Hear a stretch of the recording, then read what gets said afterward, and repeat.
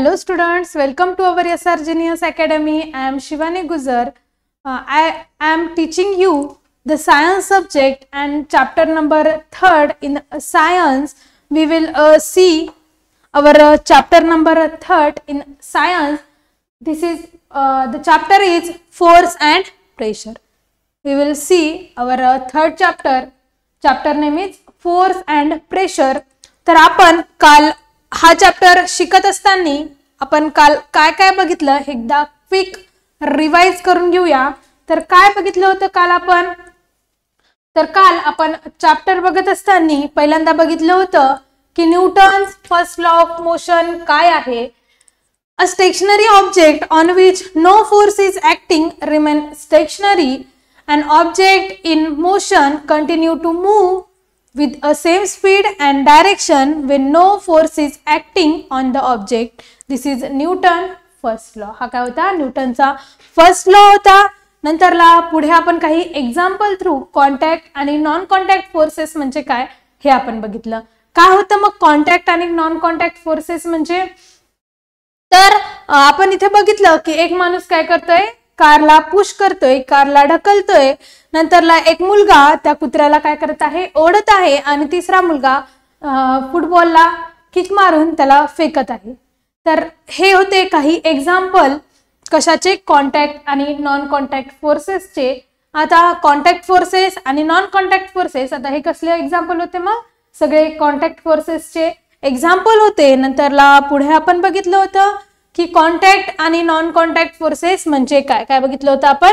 Contact आणि non contact forces म्हणजे काय, तर इथे आपण त्याच एकदा जे काही इमेज होते त्याचं काय केलं, थोडंसं डिस्कशन केलं. आणि आपण काल बघितलं होतं की नेमकं आता इथे काय सांगितलंय, नॉन कॉन्टॅक्ट फोर्सेसचे example that is magnetic force, electrostatic charge आणि ग्रॅव्हिटेशनल फोर्स याचे काही एक्झाम्पल दिले होते. आणि त्याच्यावरून सांगितलं होतं की हे तिथे आपल्याला हे एक्झाम्पल दिसत आहे, हे सगळे कशाचे एक्झाम्पल आहेत, तर नॉन कॉन्टॅक्ट फोर्सेसचे. ठीक आहे. नंतरला पुढे बघितलं आपण की इथे इलेक्ट्रोस्टॅटिक चार्ज निर्माण होत आहे कशामध्ये, कोम मध्ये. आणि त्या पीस ऑफ पेपर मध्ये काय होत आहे, तर इलेक्ट्रोस्टॅटिक चार्ज हा डेव्हलप होतोय. नंतरला आपण बघितलं की कॉन्टॅक्ट फोर्स म्हणजे काय आणि नॉन कॉन्टॅक्ट फोर्स म्हणजे काय, याच्या डेफिनेशन बघितल्या. काय होत्या मग या definition, a force is seen to act through a direct contact with object or via one or more object, such a force is called as contact force. म्हणजे एका ऑब्जेक्टचा दुसऱ्या ऑब्जेक्ट सोबत डायरेक्ट कॉन्टॅक्ट येत आहे त्याला काय म्हणायचं, कॉन्टॅक्ट फोर्स. आणि एका ऑब्जेक्टचा दुसऱ्या ऑब्जेक्ट सोबत कॉन्टॅक्टच येत नाही आहे, एक्झाम्पल कोम आणि तो पीस ऑफ पेपर याचं घेतलं तर दोघांचा पण एकमेकांसोबत कॉन्टॅक्ट येत आहे का, तर नाही येत आहे. म्हणजेच काय, तर ते नॉन कॉन्टॅक्ट फोर्सचं काय आहे, एक्झाम्पल आहे. आणि कॉन्टॅक्ट फोर्सचे पण आपण इथे एक्झाम्पल बघितलेत. नंतरला कॉन्टॅक्ट फोर्स मध्ये जे माणूस काय करत होता, त्या कारला पुश करत होता. A man is force on car that is muscular force काय करत होता, तो अप्लाय करत होता. तर हे सगळे एक्झाम्पल कशात येणार मग, तर कॉन्टॅक्ट फोर्स मध्ये जे आपण पहिले सगळे बघितले. आणि नॉन कॉन्टॅक्ट मध्ये जे नंतरला आपण कोमचं, नंतरला मॅग्नेटचं आणि कोकोनट ट्रीचं जे एक्झाम्पल बघितलं होतं ते कशात येणार, तर नॉन कॉन्टॅक्ट फोर्सेस मध्ये येणार. नेक्स्ट बघा, the contact forces like magnetic, आता कोणते आहेत कॉन्टॅक्ट फोर्सेस आणि नॉन कॉन्टॅक्ट फोर्सेस बघा. Magnetic force, gravitational force, electrostatic force. आता हे कसले आहेत, without a contact that is a non contact forces आहेत. Therefore these are the example of non contact forces. नंतरला इथे सांगितलंय तुम्हाला की इथे तुम्हाला सांगितलं गेलं होतं की फ्रिक्शनल फोर्स म्हणजे नेमकं काय, काय सांगितलं होतं इथं, फ्रिक्शनल फोर्स बद्दल थोडी आपण इथे माहिती घेतली होती. तर नंतरला आता पुढे बघा, फ्रिक्शनल फोर्स आणि जिथे फ्रिक्शनल फोर्स नसतो तिथे काय सांगितलं होतं, एक्झाम्पल कशाचं घेतलं होतं, केळाच्या सालपटाचं किंवा केळाच्या सालीचं एक्झाम्पल घेतलं होतं, किंवा मड. जिथे फ्रिक्शनमुळेच आपण काय करत आहोत, एका जागेवरून दुसऱ्या जागेवर चालत जाऊ शकत आहोत, किंवा कार सुद्धा व्यवस्थितरित्या चालू शकत आहे. कशामुळं, तर फ्रिक्शनल फोर्समुळेच ही कार एका ठिकाणावरून व्यवस्थितरित्या दुसऱ्या ठिकाणी जाऊ शकत आहे.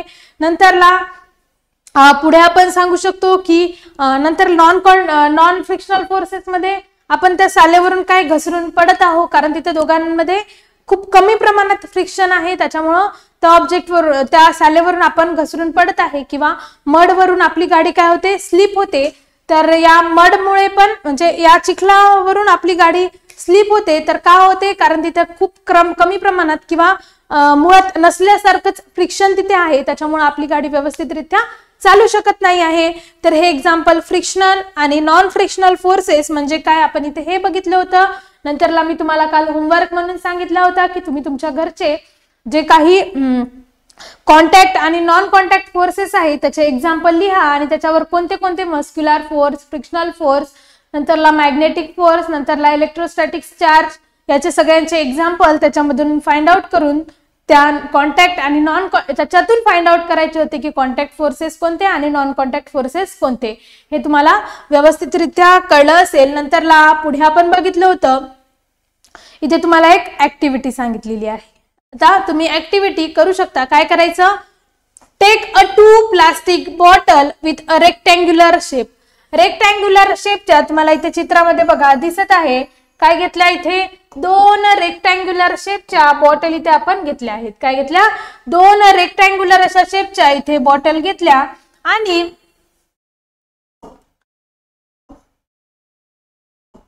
बघा इथे 2 रेक्टँग्युलर शेपच्या अशा बॉटल घेतल्या. ठीक आहे, काय घेतल्या, 2 रेक्टँग्युलर शेपच्या बॉटल घेतल्या with a rectangular shape. Close their opening with a fit and lid tightly. त्यांची झाकण असे एकदम गच्च काय करायचे आहे, बंद करायचे. ठीक आहे, एकदम टाइट असे बंद करायचे आहे. नंतर काय केलं, keep a 2 small bar magnet. 2 असे छोटे छोटे काय घेतले इथं, स्मॉल बार मॅग्नेट. एक इथे नॉर्थ आणि इथे एक साऊथ, इथे साऊथ आणि इथे नॉर्थ. ठीक आहे, तर असे नॉर्थ आणि साऊथ पोलचे काय घेतले, मॅग्नेट घेतले आणि ते काय केले, त्या बॉटलवर फिक्स केले. नंतर a small magnet on them and fix them nearly using sticky tape. काय केलं, इथं टेपने आपल्याला आपण काय केले, चिटकवले. काय केले आपण, टेपने तिथे चिटकवले. ते तुम्हाला व्यवस्थितरित्या समजेल.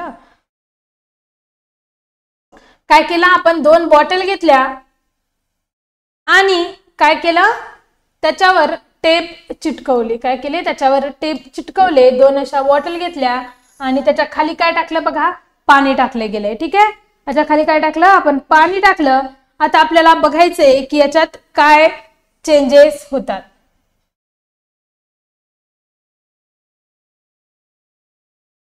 याच्यात काय चेंजेस होतात ते आपल्याला बघायचंय. काय केलं आपण, पहिल्यांदा 2 बॉटल घेतल्या, त्याचे झाकण असे एकदम पक्के बंद केले आणि त्याच्यावर 2 मॅग्नेट ठेवले. आता पुढे काय झालं बघा, fill a big plastic tray with a water and leave the 2 bottle floating on it, floating with a magnet at the top. काय केलं, त्या बॉटल घेतल्या आणि जो काही आपण टब घेतला होता त्याच्यामध्ये काय केलं, पूर्ण पाणी भरलं. काय केलं, या टब मध्ये पूर्ण असं छान पाणी भरलं. इथून असं एवढं पाणी भरल्या गेलं. नंतर ना आता एवढं पाणी पण भरलं. आता पुढे काय केलं बघा, water and leave the 2 bottle floating on the magnet at the top. आणि त्याच्यावर काय फ्लोट होत आहे, तर 2 मॅग्नेट फ्लोट होत आहे वरती बॉटलच्या. Take 1 bottle near the each other if the north pole of magnet is near the south pole. बघा आता एका याच्यावर आता हे साऊथ नॉर्थ आणि साऊथ नॉर्थ. आता बघा हे दोघं काय होतील, एकमेकांकडे अट्रॅक्ट होतील. काय होतील, एकमेकांकडे नॉर्थ आणि south pole attract each other, म्हणून काय होतील, या बॉटल एकमेकांच्या जवळ येतील. म्हणजे काय होतील, बॉटल एकमेकांच्या जवळ येतील. म्हणजे इथं तेच सांगितलं गेलंय, float with a magnet at the top, take 1 bottle near the other if the north pole of the magnet is near the south pole. North pole आणि साऊथ पोल काय होतील, एकमेकांकडे अट्रॅक्ट होतील. कोणते? Near the south pole, north pole of the magnet is near the south pole of the other magnet. म्हणजे north and south pole काय होतील, attract होतील. हा आपल्याला माहित आहे की डिफरंट पोल काय होतात, एकमेकांकडे अट्रॅक्ट होत असतात. The bottle will head toward each other. त्यांचे जे हेड आहेत त्या दोन्ही पण बॉटल काय होतील, एकमेकांकडे अट्रॅक्ट होतील. Because unlike pole attracts each other. Because जे साऊथ आणि नॉर्थ हे पोल काय होतात, जे अनलाइक पोल्स आहेत ते काय होत असतात, एकमेकांकडे अट्रॅक्ट होत असतात. हे तर आपल्याला माहितच आहे. That is because unlike poles are attract with each other. Unlike poles attract each other हे तर आपल्याला माहितच आहे. त्याच्यामुळे काय होतील, या बॉटल पण दोन्ही पण एकमेकांच्या जवळ येतील, एकमेकांच्या नियर येतील. Observe what will happen when a direction of the bottle are changes. आता काय केलं आपण, साऊथ पोल जवळ आणले. काय केलं, म्हणजे त्यांचे पोल काय केले, चेंज केले. आता या बॉटल उलट्या ठेवायच्या आपल्याला. नंतरला म्हणजे त्यांच्या मॅग्नेट काय सेम पोझिशनला ठेवायचे. Direction of the bottle are change. We can observe change the motion of the bottle without any direct contact. This means that exists a non-contact force between two magnet. म्हणजेच काय, आता त्या bottle एकमेकांच्या जवळ यायल्यात, जे की नॉर्थ आणि south pole एकमेकांकडे काय आले, अटॅक. पण त्यांच्यामध्ये आपण त्यांना कोणतं प्रेशर द्यायलोत का, तर नाही. म्हणजेच काय, इथे नॉन कॉन्टॅक्ट फोर्स काय होत आहे, ऍक्ट होत आहेत या बॉटलवर, म्हणून त्या एकमेकांच्या काय येत आहेत, जवळ येत आहेत. समजलं. तर non contact force is acting on it. तर हे तुम्हाला इथं सिद्ध झालं. काय, non contact forces between the two magnets. ठीक आहे. आय होप तुम्हाला हे व्यवस्थितरित्या समजलं असेल. नंतरला पुढे आपण बघूयात की काय दिलेलं आहे बघा.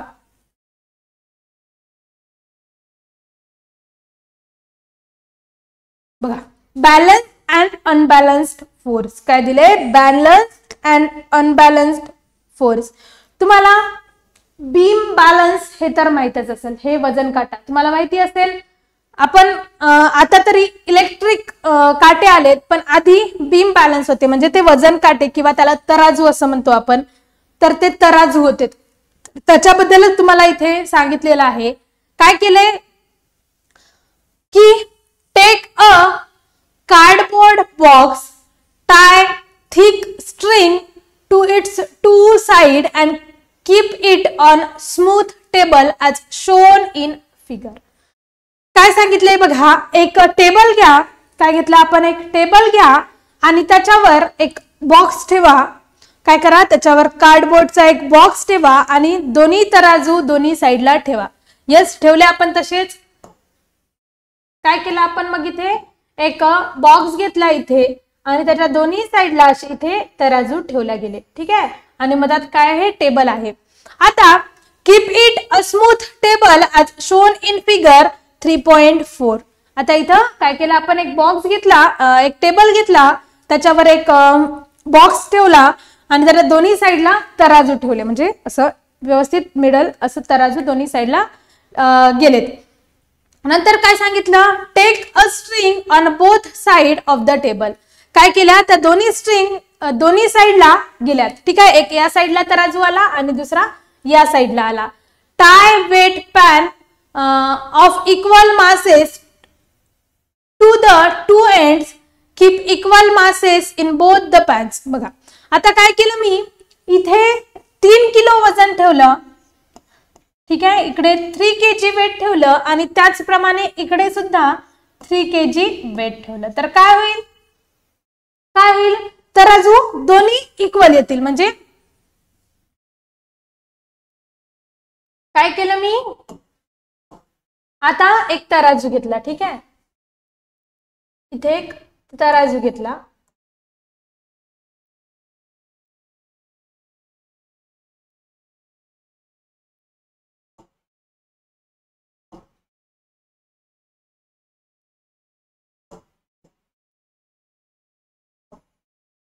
इकडे एक आणि इकडे एक तराजू घेतला असा. तर आता इकडे काय केलं मी, 3 kg वेट घेतलं आणि इकडे पण 3 kg वेट घेतलं.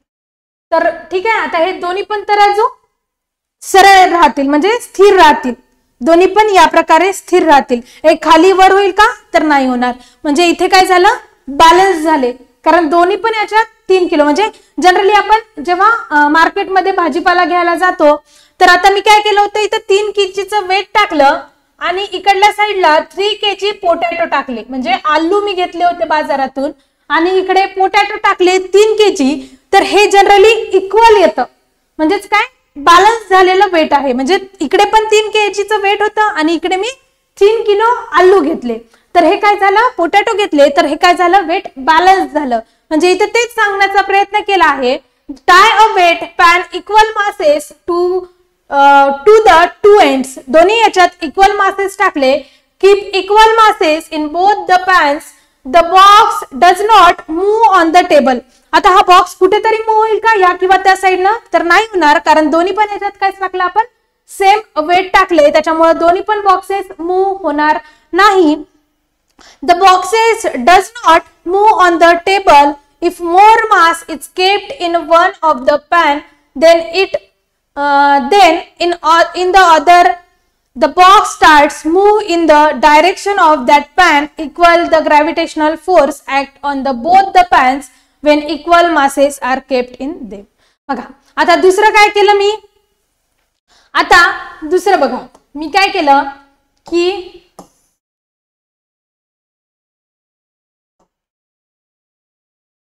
बघा, दुसऱ्या याच्यात काय केलं? आता मला अनबॅलन्स्ड फोर्स काय आहे किंवा अनबॅलन्स फोर्स काय आहे हे बघायचंय. तर मी काय केलं? पुन्हा एक तराजू घेतला, पहिले जसा घेतला तसाच.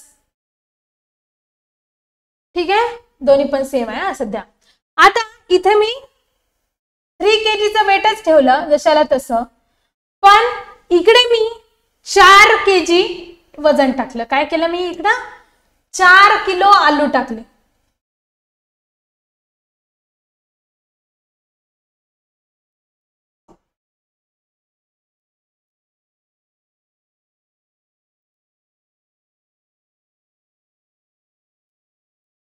काय केलं आता मी इकडे?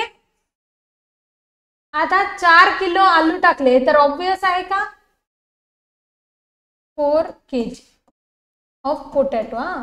पोटॅटो इथे 4 किलो मी आलू टाकले तर मग काय होईल? आता तिकडलं वजन तसं राहील, पण इकडल्या साईडचं वजन काय येईल? खाली आलं. म्हणजे मी तराजू पकडून होते, ते वेट तर 3 किलोचं होतं, पण मी काय केलं? त्याला 4 किलो आलू त्या मापाच्या याच्यात किती होतं, ज्याच्यात वेट होतं ते किती होतं? 3 किलोचं होतं, पण मी इकडल्या साईडला 4 किलो आलू टाकले. मला कळलंच नाही की मी किती आलू घेतलेत. त्याच्यामुळे काय होईल की हे वजन काय? वजन काटा एका साईडचा काय येईल? कम्प्लिटली खाली येईल. म्हणजे काय? तिथे अनबॅलन्स झालं. म्हणजेच काय झालं? अनबॅलन्स झालं. म्हणजेच काय? The box does not move on the table if the more mass is kept in one of the pan.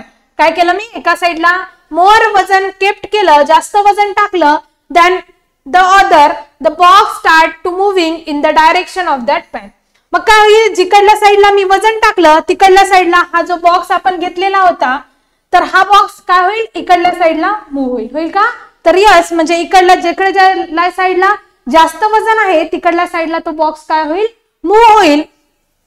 That is equal gravitational force act on both the pens when equal mass are kept in them. जर ज्या वेळेस दोन्ही साइडला equal मास असेल तेव्हा काय होईल? Gravitational force त्याच्यावर ऍक्ट होईल. आणि जेव्हा अनबॅलन्स झालं तेव्हा काय होईल? जिकडे जास्त मास आहे तिकडे काय होईल? ग्रॅव्हिटेशनल फोर्स जसं खाली जाईल ते. म्हणजे समजलं? तर अशा प्रकारे बॅलन्स्ड आणि अनबॅलन्स्ड फोर्स म्हणजे काय हे तुमच्या इथं कन्सेप्ट क्लिअर झाले असतील. जर आपण दोन्ही पॅन मध्ये 3-3 किलोचं वेट घेतलं तेव्हा काय झालं? तिथं बॅलन्स्ड फोर्स ऍक्ट झाला. आणि एका साईडला मी 4 किलो आलू टाकले आणि दुसऱ्या साईडला दुसऱ्या तराजूमध्ये मी 3 किलोचं वेट घेतलं, तर अशा ठिकाणी अनबॅलन्स्ड फोर्स ऍक्ट झाला. ज्या साईडला 4 किलो आलू टाकले होते त्या साईडला हा कार्डशीट किंवा हा बॉक्स काय गेला? झुकल्या गेला. ठीक आहे. नंतरला नेक्स्ट बघा काय सांगितलं गेलंय. This means balance force act on the box with effective force is equal to 0. आता ज्या ठिकाणी मी 3 kg weight आणि 3 kg weight. This means balance force act on the box with effect to force is equal to 0. याच्यातला force काय असेल? 0 असेल. काय असेल? 0. म्हणजे काय? This means the balance force act on the box with effect to force is equal to 0 as these acting the opposite direction.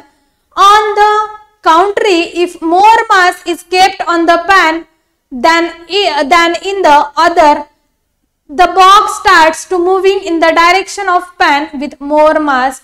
When unequal force are applied to the box on the two sides, an unbalanced force act on the box resulting the imparting the motion to the box. म्हणजेच ज्या साइडला आपण 3-3 kilo वजन केलं तिथला म्हणजे काही change झालं का? नाही. कारण त्याच्यावर फोर्स काही आला का? तर नाही. 0 फोर्स काय झाला? ऍक्ट झाला. आणि त्याच ठिकाणी एका साइडला मी कमी आणि एका साइडला जास्त वजन घेतलं तर तिथला काय झाला? बॉक्स मूव्ह झाला किंवा अनबॅलन्स्ड फोर्स तिथे तयार झाला आणि त्याच्यामध्ये इम्पार्टिंग मोशन म्हणजे पार्टिंग पण इक्वल झाली नाही. एका साइडला तो तराजू काय केला? झुकल्या गेला किंवा त्याच्या ते एका साइडला काय झाला? झुकल्या गेला. म्हणजे दॅट इज अनबॅलन्स्ड फोर्स तिथे काय झाला? ऍक्ट झाला. म्हणजे इथे तेच सांगितलेलं आहे. This means the balance force act on the box with effect to force equal to 0. Balance force मध्ये किती झाला? Force 0 as these are acting opposite direction. On this contrary, if more mass is kept in one pan then in other, the box starts to moving. कारण जास्त वजन एका साइडला केलं म्हणून काय झाला? तो बॉक्स मूव्ह झाला in the direction of the pan with more mass. ज्या डायरेक्शनला आपण जास्त वजन टाकलं होतं त्या डायरेक्शनला तो बॉक्स काय झाला? मूव्ह झाला. When unequal force are applied to the box, म्हणजे ज्या साइडला फोर्स आपण जास्त ठेवला होता त्या साइडला तो बॉक्स काय झाला? मूव्ह झाला. ज्याच्यात वजन आपण जास्त टाकलं त्या साइडला तो बॉक्स काय झाला? मूव्ह झाला. Box on the two sides and unbalanced force act on the box resulting in the imparting motion to the box. म्हणजेच ज्या साइडला आपण वजन जास्त टाकलं त्या साइडला तो बॉक्स काय झाला? मूव्ह झाला असे इथं सांगितले गेले. आता बघा पुढे काय सांगितले? Children playing tug of war pull the rope in their respective direction. बघा जेव्हा तुम्ही रस्सी खेच that is tug of war that is रस्सी खेच जेव्हा तुम्ही खेळत असता तेव्हा जर आता आपण काय करू? तिथे रस्सी खेच आहे. आता ही रस्सी आहे आणि इकडल्या साइडला 3 जण आहेत आणि इकडल्या साइडला 6 जण आहेत. बॅलन्स काय झालं? अनइक्वल झालं. कारण इकडल्या साइडला तर 3च आहे आणि इकडल्या साइडला 6 जण आहे. तर रस्सी कुठून येईल? इकडे येईल. कारण इकडल्या साइडला 3 आहे म्हणजे अनबॅलन्स झालं. आणि सपोज जर इकडल्या साइडला पण 3 जण ठेवले मी आणि इकडल्या साइडला पण 3 जण ठेवले तर हे काय राहील? बॅलन्स राहील. रस्सी कोणाकडेच ओढल्या जाणार नाही. हा तुम्हाला इथे एक्झाम्पल दिलेला आहे. काय सांगितलं? चिल्ड्रन प्लेइंग टग ऑफ वार pull the rope in their respective direction if the pull of the force is equal on the two direction. म्हणजे दोन्ही साइडला तो काय होणार? रस्सी खेचली जाणार. दॅट इज रोप काय होणार? दोन्ही साइडला खेचला जाणार. The rope does not move if the force is more on one side. The rope moves that direction. आता इथं काय केलं होतं मी? इथे 3 आणि 2 5 जण घेतले आणि इकडे किती जण घेतले होते? फक्त 3 जण घेतले होते. तर आता ज्या साइडला 6 जण होते ज्या साइडला जास्त जण होते त्या साइडला तो दोर काय जाणार? रोप काय जाणार? खेचला जाणार. आणि ज्या साइडला कमी जण आहे त्या साइडला तो फोर्स काय होणार नाही? ऍक्ट होणार नाही. ज्या साइडला फोर्स जास्त ऍक्ट होणार त्या साइडला तो रोप काय जाणार? खेचला जाणार. That is moves with the 6 people at this position. म्हणजे ज्या साइडला ऑन दिस साइड ज्या साइडला 6 पीपल्स आहेत त्या साइडला काय होणार? तो रोप येणार. That is, if the force is more on one side, if the force on this more side, the rope moves in the direction of these 6 people. ज्या साइडला 6 लोक आहेत त्या साइडला तो दोर ओढल्या जाणार. This means that initially the two force are balanced. आता तेच या साईडला घेतलं तर या साईडला काय होईल, दोर कोणत्याच साईडला खेचला जाणार नाही, कारण त्या पण साईडला 3च जण आहे आणि या पण साईडला 3च जण आहे, म्हणून तो दोर कोणत्याच साईडला खेचला जाणार नाही. The rope moves in the direction of higher force when the force become unbalanced. आता या साईडला काय आहेत, खूप जास्त लोक आहेत, त्याच्यामुळं इकडल्या साईडला आला आणि ती रस्ती काय झाली, अनबॅलन्स झाली, आणि ज्या साईडला लोक जास्त आहे त्या साईडला काय गेली, खेचल्या गेली. दॅट इज, हे पण एक्झाम्पल कशाचं आहे, अनबॅलन्स्ड फोर्सचं इथं तुम्हाला एक्झाम्पल सांगितलं गेलंय. Let us see one more example. The big grain storage container is required to slide on the ground. It become easier if the person push in rather than one person. When the force is applied by both the some direction, the movement of is easy. You may have experienced this. What do you understand from this example?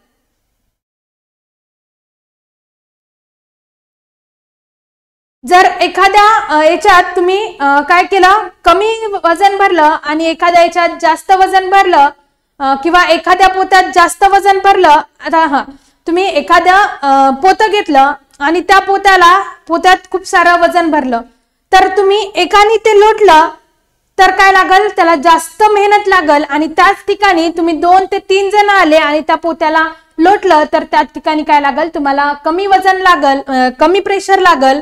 हे पण इथं example तुम्ही गृहीत धरू शकता. म्हणजे एक grain घेतलं, एका याच्यात धान्य भरून आहे पोत्यात, आणि ते पोतं एकाला सांगितलं की तू एकटाच लोट आणि एकाला सांगितलं तुम्ही 2 जण लोटा, तर जे दोघं असतील ते काय करतील, लगेच ते ढकलतील, आणि जो एकटा व्यक्ती आहे त्याला ढकलायला नक्कीच काय लागल, वेळ लागल. असे कितीतरी एक्झाम्पल तुम्ही रोजच्या जीवनात अनुभवत असता, त्याची तुम्हाला काय करायची आहे, लिस्ट तयार करायची आहे, किंवा तुम्ही ते एक्झाम्पल एक्सपिरियन्स्ड केलेलेच आहेत, ते तुम्हाला इथे लिहायचे आहे.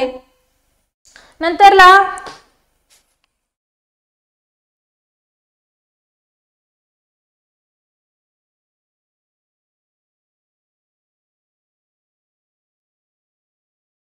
पुढे तुम्हाला एक सांगितलेलं आहे, when a force is applied on stationary object it moves, its speed and direction changes. तुम्ही एखाद्या वस्तूला, सपोज तुम्ही बॉल घेतला आणि त्या बॉलला ढकललं, तर त्याला काय येईल, तो स्टेशनरी होता, पहिले तो शांत होता, म्हणजे तो स्थिर पोझिशन मध्ये होता, पण तुम्ही त्याला ढकललं तर त्याला काय झाली प्राप्त, स्पीड आणि डायरेक्शन, एकतर गती पण प्राप्त झाली आणि तो एका डायरेक्शन मध्ये समोर जात आहे. Change similarly a force required to stop an object in motion, an object can change its shape due to force. किंवा तुम्ही दुसरं एक्झाम्पल घेऊ शकता, ऑब्जेक्टचा शेप सुद्धा चेंज होत आहे. जेव्हा आपली मम्मी घरी पोळ्या बनवत असते तेव्हा त्या कणकेला जेव्हा आपण थोडं प्रेस करतो किंवा फोर्स अप्लाय करतो, त्याच्यापासून काय होते, गोळा तयार होते. म्हणजे त्याचा शेप सुद्धा काय होऊ शकते, चेंज होऊ शकते जेव्हा आपण फोर्स अप्लाय करू. व्हाईल kneading a डो मेक अ फ्रॉम फ्लोअर, म्हणजे एखाद्या गव्हाच्या पिठापासून जेव्हा आपण त्याचा डो तयार करतो तेव्हा आपण त्याच्यावर फोर्स अप्लाय करतो आणि त्याचा शेप पण काय होतो, चेंज होतो. When a force is applied, a Potter applied a force of specific direction while shaping the pot. जेव्हा मडके बनवत असताना किंवा एखाद्या वेगवेगळ्या पंत्या किंवा दिवे, तेव्हा त्या मातीला काय देतो, तो पॉटर शेप देत असतो. त्याला शेप दिल्यावर काय होणार, त्याचा शेप सुद्धा छान असा व्यवस्थित बनवू शकतो. तर हे पण तुम्ही इथे एक्झाम्पल, म्हणजे आपण काय केला, त्याच्यावर थोडा जरी फोर्स अप्लाय केला की त्याचा शेप सुद्धा काय होऊ शकतो, चेंज होऊ शकतो एखाद्या ऑब्जेक्टचा. A potter is applied a force in specific direction, एका व्यवस्थितरित्या एका डायरेक्शननी त्याच्यावर फोर्स अप्लाय केला की काय होतो, त्याच्यापासून सुंदर असा माठ म्हणजे पॉट सुद्धा तयार होऊ शकतो, असं इथे सांगितलं गेलेलं आहे. While shaping the pot. किंवा rubber band, when stretch and expand, there are many such example. किंवा तुम्ही एखादं रबरला काय केलं, स्ट्रेच केलं आणि त्याला सोडून दिलं की त्याचा शेप काय होतो, एकदम ताणला जातो, आणि जेव्हा तुम्ही त्याला सोडून देसाल तेव्हा काय होतो, त्याचा शेप खूप छोटा होतो किंवा ते काय होतो, कॉन्ट्रॅक्ट होतो. तर हे पण तुम्ही रबरचं सुद्धा एक्झाम्पल इथं रबर बँडचं घेऊ शकता. If more than one force are acting on a body, then the effect on the body is due to net force. त्यालाच काय म्हणलं आपण, नेट फोर्स असं म्हणलं. आता तुम्हाला इथे एक छोटीशी डेफिनेशन दिलेली आहे. What is mean by inertia? We have seen an object changes its state of motion due to the force. काय केलं आपण, बॉलला ढकललं तेव्हा त्याची स्टेट ऑफ मोशन काय झाली, चेंज झाली ड्यू टू द फोर्स, कारण आपण त्याच्यावर फोर्स ऍक्ट केला. In the absence of a force, object exhibit tendency to remain the existing state of the motion. जर आपण त्याला काहीच केलं नसतं तर ते काय राहिलं असतं, जसंच्या तसं राहिलं असतं. यालाच काय म्हणायचं, इनर्शिया. यालाच काय म्हणायचं, इनर्शिया. आय होप तुम्हाला आज मी शिकवलेलं अनबॅलन्स्ड अँड अनबॅलन्स्ड फोर्स आणि इनर्शिया आणि बॅलन्स्ड आणि अनबॅलन्स्ड फोर्सचे एक्झाम्पल आणि इनर्शियाचे एक्झाम्पल आपण नेक्स्ट लेक्चर मध्ये बघणार आहोत. आय होप तुम्हाला व्यवस्थितरित्या हे समजलं असेल.